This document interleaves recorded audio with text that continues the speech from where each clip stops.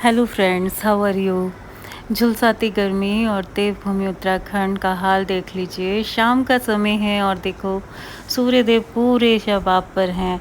जैसे ठान लिया है सूर्यदेव ने कि इस बार इंद्रदेव को जहाँ तक संभव होगा देवभूमि में आने से रोकेंगे। इतना शाम के समय में भी धूप पूरा तेज़ी से पड़ रही है और हम निकले हैं किसी काम से। और देखिए ये कितना धूप का ऐसा लग रहा है जैसे दोपहरी में निकले हैं।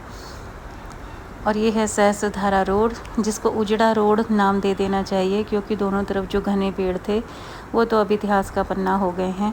बड़ा ही छायादार और बड़ा ही खुशहाल सा ये रोड लगा करता था कभी, लेकिन अब ये बिल्कुल उजड़ा सा कंक्रीट का सा जंगल सा लगता है। अब मुझे बहुत याद आता है वो मंजर जो कभी दिखाई देता था।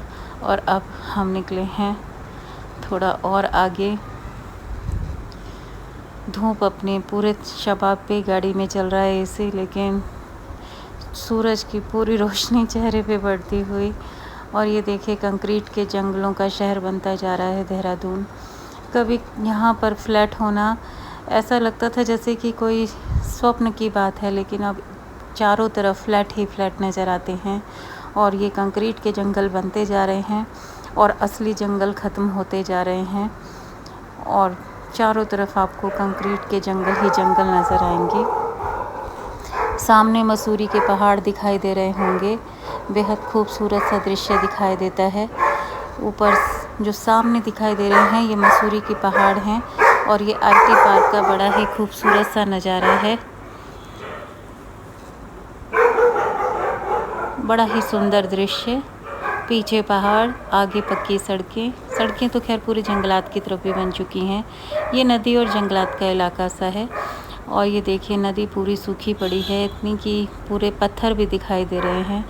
जब बारिश का मौसम शुरू होगा तो मैं फिर यहाँ से वीडियो बनाऊंगी और दिखाऊंगी कि ये नदी कितने उफान पर होती है। ये है अतिक्रमण, जिस पर थोड़ा प्रशासन को ध्यान देना चाहिए कि कच्ची झोपड़ियों से शुरू हुआ ये अतिक्रमण धीरे धीरे पक्की बस्तियों में तब्दील हो जाता है और तब प्रशासन की निगाह इन पर पड़ती है, तो इन्हें पहले ही रोक देना चाहिए। ये है पीछे मसूरी के खूबसूरत पहाड़, आगे जंगलात और ये नदी का इलाका जो फ़िलहाल नदी सूखी पड़ी है। और ये पक्की सड़कें जो देवभूमि में चारों तरफ दिखाई देती हैं, या कहें कि देश में हर ओर पक्की सड़कों का जाल बिछ चुका है। जंगलात में से भी पक्की सड़क जा रही है, इसके लिए तो बीजेपी गवर्नमेंट को खैर थैंक्स बोलना चाहिए। ये पीछे पूरा जंगलात का इलाका है और सैल्यूट करना चाहिए उन महिलाओं को जो गांव से जंगलों की ओर जाकर लकड़ियां सड़पें लेकर आती हैं, इतनी सड़ी दोपहरी जैसे माहौल में कि शाम के समय भी इतनी तीखी धूप है और ये महिलाएं ढो रही हैं लकड़ियां, क्योंकि इन्हें आदत होती है मिट्टी के चूल्हों पे रोटियां बनाने की। ये देखिए पूरी नदी है सड़क किनारे, बड़ा सुंदर दृश्य होता है जब ये नदी पूरी लबरेज होती है ना पानी से। लेकिन आजकल ये नदी पूरी सूखी पड़ी है, जब तक बारिश नहीं आएगी ये नदी ऐसे ही सूखी रहेगी।